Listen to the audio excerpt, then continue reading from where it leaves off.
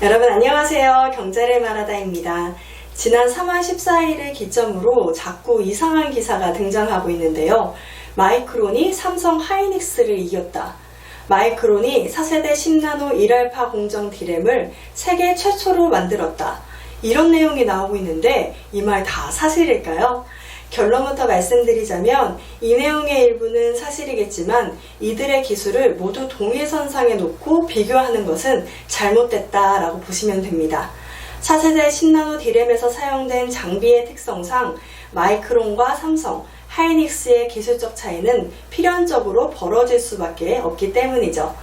내용을 자세히 살펴보면 마이크론은 이번 4세대 10나노 D램 개발 성공을 발표를 하면서 ARF 노광 장비를 사용했다고 발표했습니다. 하지만 삼성이나 하이닉스는 4세대 10나노 D램을 EUV 노광 장비를 통해 개발하겠다고 했는데요. 차이점 발견하셨나요? 맞습니다. ARF와 EUV입니다. ARF의 빛의 파장은 약 193나노미터입니다. 반면 EUV의 빛의 파장은 13.5나노미터인데요. 노광 장비는 빛의 파장이 짧으면 짧을수록 더 미세하게 회로 패턴을 새길 수 있습니다.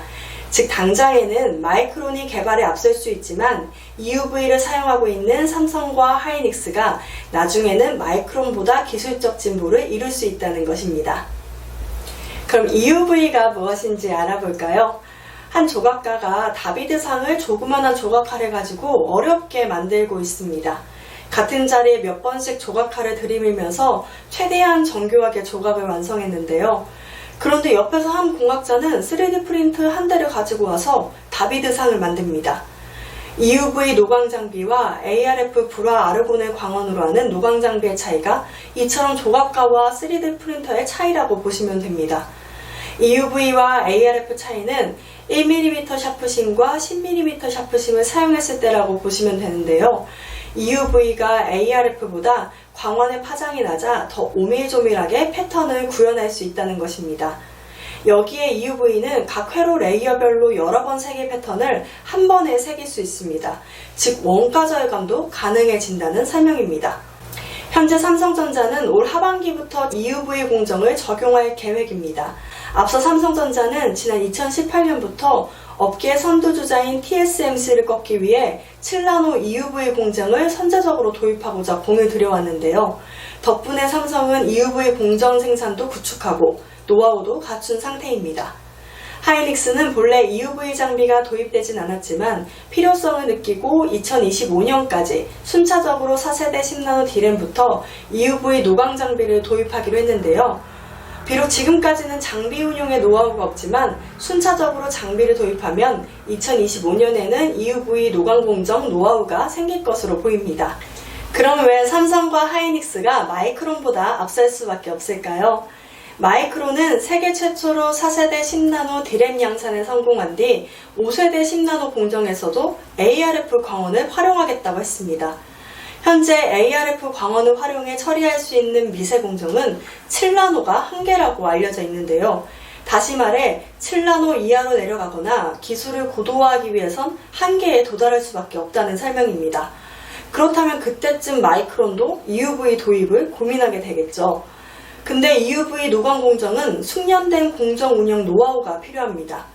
EUV는 회로 패턴을 미세하게 그릴 수 있다는 장점이 있는 반면에 자그마한 먼지에도 빛이 흡수되어 버리는 치명적인 약점을 갖고 있습니다. EUV는 노광 공정에서 수율이 70%만 나와도 잘 나오는 것이란 말이 있을 정도로 공정 난이도가 굉장히 높은데요.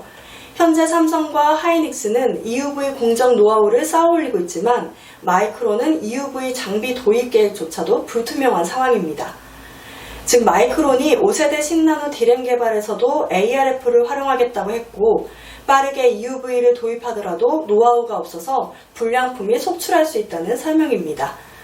때문에 현재 마이크론이 공정면에서는 앞서는 것이 사실이지만 삼성과 하이닉스가 EUV 노광 장비를 활용해 4세대 10나노 D램 양산에 성공하면 기술력의 차이가 벌어지기 시작할 것입니다. 특히 5세대를 넘어 7나노 공정을 활용한 D램이 나오는 시점에서는 삼성과 하이닉스를 따라가기조차 버거울 정도로 기술력의 한계를 드러낼 수밖에 없습니다. 정리해보겠습니다. 단기적 측면에서 보았을 때는 마이크론이 4세대 10나노 D램을 개발해 기술 역전 현상이 일어난 것은 사실입니다. 그러나 삼성과 하이닉스가 마이크론에게 진 것은 아닙니다.